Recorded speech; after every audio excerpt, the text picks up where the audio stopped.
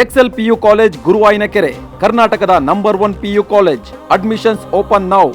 ಮಳೆರಾಯನ ಬರುವಿಕೆಯಿಂದ ರಾಜ್ಯದ ಎಲ್ಲ ಜಲಾಶಯಗಳ ಒಡಲು ಕೂಡ ತಂಪಾಗಿದೆ.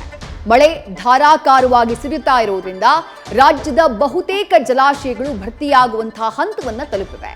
ಬಿಸಿಲಿಗೆ ಸುಟ್ಟು ತನ್ನೆಲ್ಲ ನೀರನ್ನ ಸೂರ್ಯನಿಗೆ ಅರ್ಪಿಸಿದ್ದಂತಹ ಜಲಕಟ್ಟೆಗಳ ಒಡಲು ತುಂಬುತ್ತಾ ಇದ್ದು ರಾಜ್ಯದಲ್ಲಿ ಜಲವೈಭವ ಕಂಡು ಜನ ಬೆರಗಾಗ್ತಿದ್ದಾರೆ. ಸೋನೆಗೂ ಜಿಟಿ ಜಿಟಿ ಶಬ್ದ ಕೊಟ್ಟು ತಂಪೆರೆಯುವಂತಹ ಸೂತ್ರಧಾರಿ ಮಳೆರಾಯ ಭೂಮಿಯನ್ನ ಬಿಗಿಯಾಗಿ ತಬ್ಬಿದ್ದಾನೆ.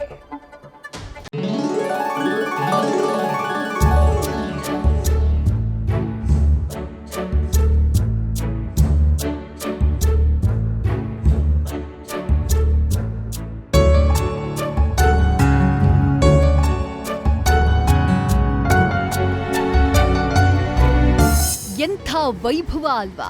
ಪಶ್ಚಿಮ ಘಟ್ಟ ಪ್ರದೇಶಗಳಲ್ಲಿ ಸುರಿತಾ ಇರೋ ಧಾರಾಕಾರ ಮಳೆಯಿಂದ ಕರುನಾಡಿನಲ್ಲಿ ಬಿಸಿಲ ಬೇಗೆಗೆ ಬೆಂದು ಹೋಗಿದ್ದ ನೆಲ ನೀರ ಹೊದಿಕೆಯನ್ನ ಹೊದ್ಕೊಂಡಿದೆ. ಕಲ್ಲು ಬಂಡೆಗಳಿಂದ ಗೋಚರವಾಗ್ತಾ ಇದ್ದ ಜಲಪಾತಗಳಲ್ಲಿ ಹಾಲ್ನೊರೆ ಹರಿತಾ ಇದೆ. ಕಣ್ಣಿಗೆ ತಂಪೆರೆದ ಜಲಧಾರಿಯನ್ನ ನೋಡಿದವರು ಹೇಳೋದು ಒಂದೇ ನೋಡಿ, ಸ್ವರ್ಗಕ್ಕೆ ಕಿಚ್ಚು ಹಚ್ಚೆಂದ ಸರ್ವಜ್ಞ ಅಂತ.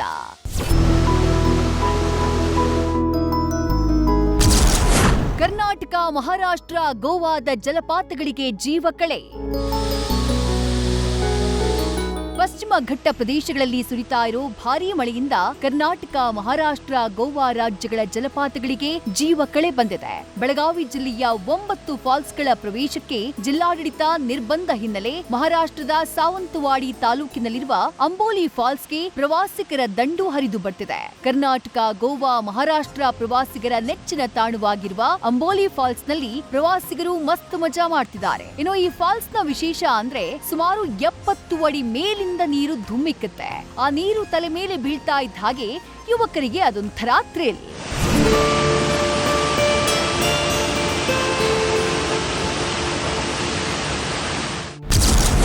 ಡ್ರೋನ್ ಕಣ್ಣಲ್ಲಿ ಸರಿಯಾಯಿತು ಕೃಷ್ಣಯ್ಯ ಅಬ್ಬರ.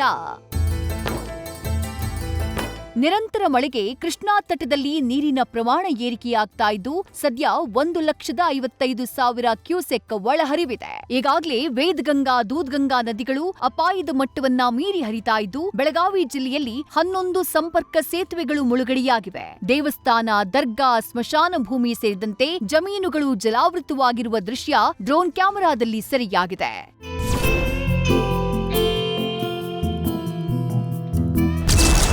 ಹಿಪ್ಪರಗಿ ಡ್ಯಾಂನಿಂದ 1.33 ಲಕ್ಷ ಕ್ಯೂಸೆಕ್ ನೀರು ಹೊರಹರಿವು.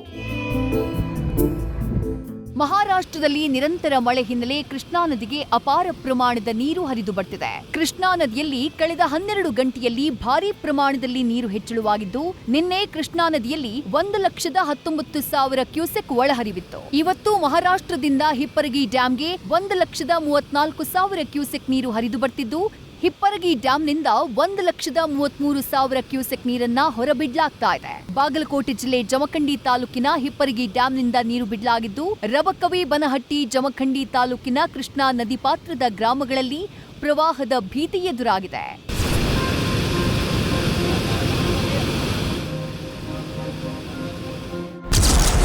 ಐದೇ ದಿನದಲ್ಲಿ ಆಲಮಟ್ಟಿ ಜಲಾಶಯಕ್ಕೆ ಬಂದಿದ್ದು 37 ಟಿಎಂಸಿ ನೀರು.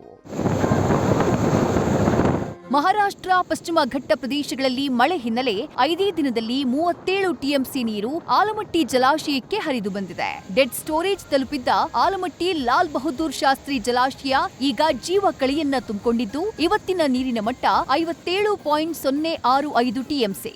ಒಳಹರಿವು 1,43,653 ಕ್ಯೂಸೆಕ್, ಹೊರಹರಿವು 483 ಕ್ಯೂಸೆಕ್ ಇದೆ. ವಿಜಯಪುರ ಜಿಲ್ಲೆಯ ನಿಡಗುಂದಿ ತಾಲೂಕಿನ ಆಲಮಟ್ಟಿ ಜಲಾಶಯ ಉತ್ತರ ಕರ್ನಾಟಕದ ಜೀವನಾಡಿ ಕೃಷ್ಣಾ ನದಿಗೆ ಅಡ್ಡಲಾಗಿ ಕಟ್ಟಿರುವ ಅಣೆಕಟ್ಟು.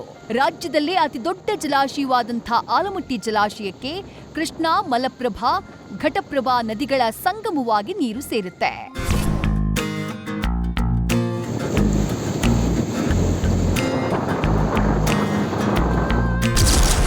ಕಣ್ಮನ ಸೂರೆಗೊಂಡ ಧನುಷ್ಕೋಟಿ ಜಲಪಾತ ವೈಭವ. ಆ ಶಬ್ದ, ಈ ನೋಟ ಕಣ್ಮನ ಸೂರೆಗೊಳಿಸುತ್ತೆ ಅಲ್ವಾ? ಇದು ಸಾಂಸ್ಕೃತಿಕ ನಗರಿ ಮೈಸೂರಿನ ಧನುಷ್ಕೋಟಿ ಜಲಪಾತದ ವೈಭವ.